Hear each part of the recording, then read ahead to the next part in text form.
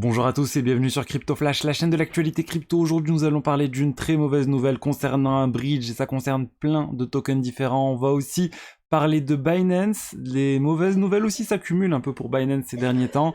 On va parler de Ethereum avec les frais de gaz qui sont en hausse et on va comprendre pourquoi. Je vais vous parler de Shibarium et de plein d'autres sujets d'un des plus gros exchanges américains. On a son fondateur, il y a une enquête du FBI sur lui. Donc plein de sujets différents. Pour ceux qui connaissent pas la chaîne, tous les jours je vous fais une synthèse des meilleures actualités du jour sur les cryptos. N'hésitez pas à vous abonner, activer la cloche pour ne rien rater. Et on va commencer tout de suite avec le cours des crypto-monnaies. Un Bitcoin en baisse, moins 2%. Ether aussi, moins 2,6%. Le marché fait une baisse globale de environ 2% aujourd'hui. Donc espérons que ça reparte à la hausse, mais aujourd'hui la journée est bien rouge. En espérant que ça reparte à la hausse, il y a cette news autour en fait de ARK Invest, de leur rapport qui a été publié là récemment.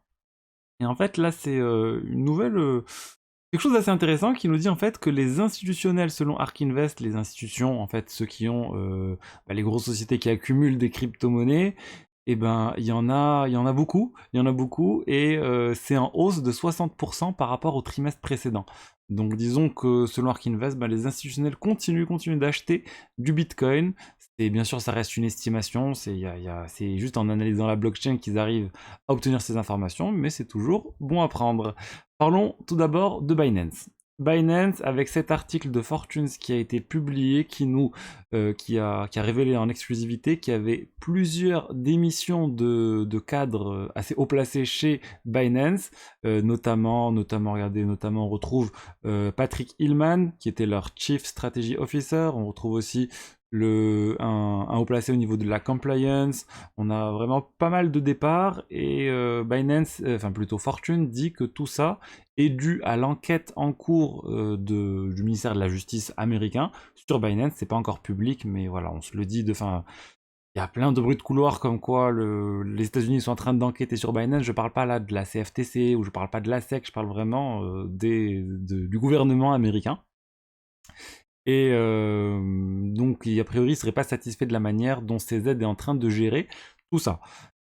On a eu les réponses des principaux intéressés. Patrick Hillman a dit qu'il quittait Binance en bon terme et qu'il allait quitter parce que sa femme était sur le point d'accoucher, qu'il voulait du coup passer plus de temps avec ses enfants. On a aussi CZ qui a dit que c'était juste encore des gens qui appelaient à la FED, donc juste des personnes qui sont en train d'essayer de critiquer Binance pour critiquer Binance. Il dit en effet c'est vrai, ces personnes sont en train de quitter Binance, c'est normal pour une entreprise de cette taille, qu'il y a un turnover et que les gens quittent une société, hein. Enfin on le sait tous, il y a beaucoup de départs chaque année dans les entreprises, mais c'est vrai que ça reste quand même assez notable pour en parler.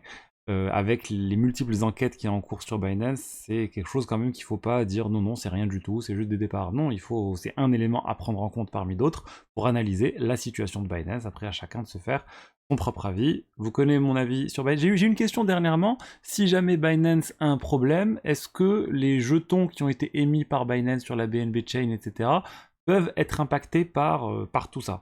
Et c'est compliqué parce que, en fait, Binance, on sait bien qu'ils ont beaucoup d'argent, il n'y a pas de doute à ce niveau-là. On peut voir sur la blockchain, regardez sur la blockchain en traçant les actifs de Binance, on peut voir qu'ils ont plus de 60 milliards d'actifs et 50 milliards d'actifs qui ne sont pas du BNB ou des tokens liés à Binance. Donc on sait qu'ils ont de l'argent. Le risque de faillite comme FTX, on se rend compte qu'il n'y a plus du tout d'argent. Pour moi, non, il n'y a pas ce risque-là. Mais il y a d'autres risques qui peuvent arriver, il y a toujours des risques aux exchanges centralisés.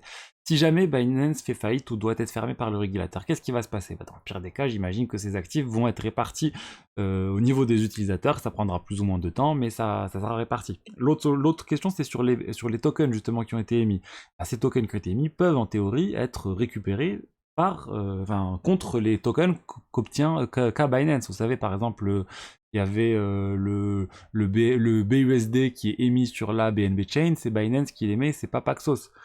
Il y a plein d'actifs similaires. Donc ça aussi, il y a un risque de centralisation parce que c'est Binance qui émet ces tokens-là. Après, à chacun de voir jusqu'où il est prêt à faire confiance à Binance. Il y a des personnes qui sont prêtes à laisser leur crypto chez Binance parce qu'ils ne savent pas eux-mêmes garder le crypto ou parce que les frais pour héberger ces cryptos eux-mêmes, c'est compliqué. D'autres qui sont à l'aise. Moi, personnellement, et j'ai parlé même avec des gens de chez Binance qui me disaient, Binance, ça doit être vu comme un exchange. Vous utilisez pour acheter et vendre des crypto-monnaies. Et la plupart des gens devraient conserver leurs cryptos eux-mêmes. Après, oui, il y a des services en plus. Si vous êtes fan de leurs services en plus, de leurs services Earn, etc., vous pouvez les utiliser, mais soyez conscient du risque associé. Parlons. D'ailleurs, et malgré tout ce qui est en train de se passer, il y a encore plus d'argent qui arrive sur Binance que d'argent qui quitte Binance. Et sur les dernières 24 heures, il y a quasiment 2 milliards de dollars qui est arrivé sur Binance. Donc les gens ne sont pas en train de paniquer actuellement autour de Binance. On va parler maintenant d'un piratage, d'un rug pull. On ne sait pas encore ce que c'est, mais multi-chain, le bridge qui gère énormément d'argent, et ben, semble avoir été piraté. On a eu la confirmation de l'équipe multi-chain qui avait un comportement anormal et que il y a plus de 100 millions de dollars qui ont été qui ont bougé. Ça concerne principalement la blockchain Phantom, ça concerne aussi ça pourrait potentiellement concerner d'autres blockchains. On va voir ensemble là, j'avais cru voir qu'il y avait aussi voilà, il y avait Moonriver, il y avait Dodgechain aussi. Donc les tokens qui ont été mis par multi-chain sur ces blockchains, ça risque d'être compliqué de les récupérer. Et mais bon, ça sort pas de nulle part tout ça. Je vous avais fait une vidéo il y a 2 jours où je vous disais que Binance avait délisté justement, ou comptait délister le 7 juillet un certain nombre de tokens liés à multichain, et je vous disais ça sent pas bon pour multichain, et voilà, on a la confirmation, j'espère, à beaucoup de personnes dans la communauté qui sont impactées par tout ça. Mais voilà, soyez vigilants quand je vous fais des actualités, quand je vous montre qu'il y a des soucis ou ce genre de choses. Honnêtement, des fois, il vaut mieux éviter les choses complètement risquées telles que multi-chain. Ça a déjà été piraté plusieurs fois. Il y a eu, je vous avais dit, leur fondateur qui semble avoir été en prison. Ils avaient bloqué un certain nombre de choses. Il y avait plein de signes qui indiquaient que multi-chain, c'était pas net. Et là, on a la confirmation avec les près de 100 millions de dollars qui ont disparu. On va parler maintenant d'Ethereum et de quelque chose qui est en train de consommer pas mal de gaz sur Ethereum. Ça a augmenté, là ça a légèrement baissé le gaz. Mais regardez, sur 7 jours, quelle est l'application qui consomme le plus de gaz sur le réseau Ethereum? C'est VMPX. C'est quoi VMPX? Honnêtement, au début je me disais mais c'est quoi encore tout ça? Ça ressemble à Xen ou c'est quoi cette histoire? Et c'est effectivement de loin le premier consommateur de gaz, le smart contract qui consomme le plus de gaz sur le réseau. Et en fait, c'est un dérivé de Xen. C'est quoi Xen? J'en avais parlé, c'est quelque chose qui permettait de détruire de l'Ether pour obtenir un autre token, le Xen. Ça ressemble un peu à Eggs, pour ceux qui connaissent. Je suis pas du tout fan de ce type de token. Et en fait, les créateurs de Xen, ils ont voulu créer Xen sur le Bitcoin, mais ils se sont dit c'est trop différent, on n'arrive pas à créer la même chose. Du coup, ils se sont inspirés de Xen et ils ont créé l'équivalent qui s'appelle VMPX sur le Bitcoin, qui utilise la technologie Ordinals pour faire quelque chose de similaire en termes de destruction des frais. Et depuis qu'ils ont créé VMPX, ils se sont dit on va recréer VMPX sur Ethereum. Et en fait, voilà, du coup, ils ont recréé VMPX sur Ethereum et maintenant ils veulent. La cible, c'est d'avoir un sorte de pont entre VMPX sur Ethereum et VMPX sur Bitcoin pour réaliser des transferts, des bridges, etc. Pas très clair ce qu'ils sont en train de faire, mais en tout cas les gens sont en train de se jeter sur le token pour burn et obtenir ce type de token. Mais voilà, à vous de voir si c'est rentable. Faites vos propres recherches sur le sujet, mais sachez qu'il y a pas mal de gaz qui est détruit actuellement autour de ça, et c'est ce qui explique les frais qui sont plus hauts ces derniers temps. Je voulais vous parler maintenant de Shiba, de Shibarium qui arrive. Le Shibarium, c'est la solution de niveau 2 qui a été lancée par l'écosystème Shiba. Ça arrive ça sera sur le réseau Ethereum, c'est une couche de niveau 2.